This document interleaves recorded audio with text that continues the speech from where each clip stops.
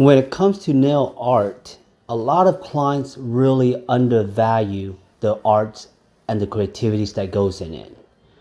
For example, clients calling over the phone ask how much for a French. I say a French is $10. They say French is $10.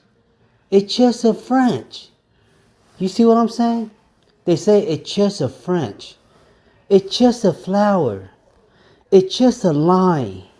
It's just some glitter. How come you don't do it yourself then if it's just them glitters, them lines, them little artwork that you want? Huh? Talking about it just this, it just that.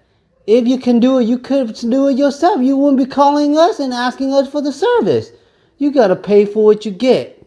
And a lot of the art out there, it's expensive because it's some freehand stuff. It's time consuming. And you gotta pay for their time.